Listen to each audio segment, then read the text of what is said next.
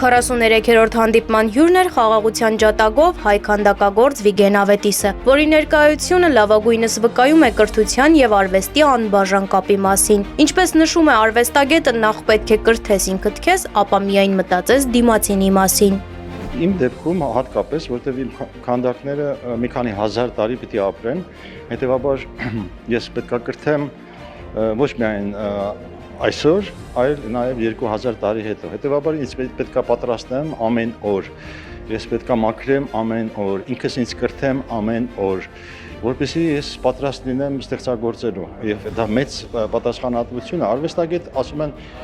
իրենց թվում է օթերիում լողացող մարդիկ են, ոչ, արվեստագետները ամենապատասխանատու մարդիկն են, իսկ պատասխանատվությունը առաջին հերթին ինքնակրթությունը։ Արվեստի եւ կրթության միաձուլված լինելու մասին վկայում են նաեւ յուրաքանչյուր հանդիպման ընթացքում հնչող երգերն ու կատարվող պարերը։ Կրթվել է նորաձև է շարժմանը, որը մեկնարկել է նախորդ տարվա հոկտեմբերի վերջին, արդեն միացել են Հայաստանի 22 համայնքի 9107 բնակիչ, կիսելով իրենց մտքերն ու ընկալումները կրթության նորաձևության մասին։ Մեր առաջիկա ժամանակացույցը, օրացույցը հետևյալն է։ Այս շաբաթ օրը Ստանիսլավսկու անվան դրամատիկական թատրոնի բեմում կլինի հերթական բանախոսությունը, որտեղ 3 բանախոսություն կհնչի իմ բանախոսությունը մնացել ենք 5-րդ դարում վերնագրով եւ վարչապետ Նիկոլ Փաշինյանի 2 բանախոսությունը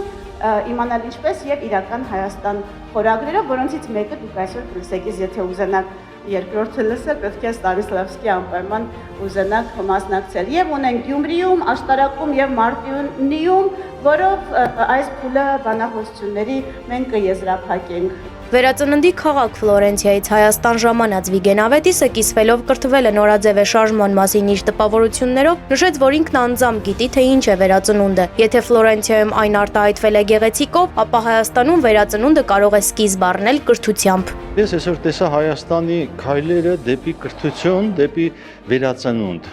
Դրա համար հուզվեցի ճիշտն ասած, որովհետև այն ամեն ինչ որ գեղեցիկ է, ինչ որ ճշմարիտ է, հուզիչ է նաև։ Ես շատ հուզվեցի այսօր տեսնելով Հայաստանի ուղին դեպի վերածնունդ։ Այո, Հայաստանը Նիկոլ Փաշինյանի եւ իր տիկնոջ միջոցով տանում են դեպի վերածնունդ։ Ես այդ զգացի։ Կրթությունը միշտ եղել է մարդկային առաջընթացի հիմքը, անգամ քարեդարում այն ի հայտ է եկել փորձով եւ փորձարկումով, երբ մարդիկ սովորել են գոյատևելու միջոցներ։ Այսօր, երբ աշխարհն անդադար փոխվում է, իսկ մարդն ապրում է տեխնոլոգիական դարում, կրթությունը դարձել է ամենամեծ ուժն ու զարգացման առանցքը։ Այս նախաձեռնությունը կրթվել է նորաձև է շարժումը, որին ես առաջին անգամ եմ մասնակցում, շատ կարևոր դերակատարություն կարող է ունենալ երիտասարդների կյանքում նույնպես, քանի որ երիտասարդներն են ստեղծում ապագա կյանքը եւ շատ կարևոր է, որպեսզի վերջիններս հասկանան կրթության արժեքը եւ կարեւորությունը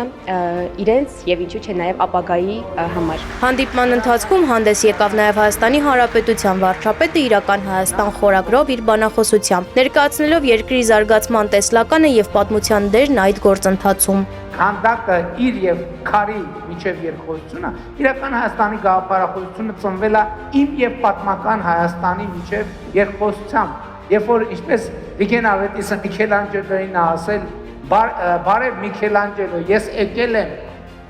ինչ ես ասում, ես էլ պատմական Հայաստանին եմ ասել եմ բարև պատմական Հայաստան, ես Հայաստանի վարչապետն եմ եւ հիմա այսպիսի իրավիճակ կա, ինչ ես ասում։ Միջոցառման ավարտին մասնակիցներից 5-ը հնարավորություն ստացան մասնակցել հարց ու պատասխան ձևաչափին, արտահայտելով իրենց տեսակետները կրթության դերի վերաբերյալ։ Զվարթ Ղազարյան, Լևոն Խաչատրյան, Հորիզոն։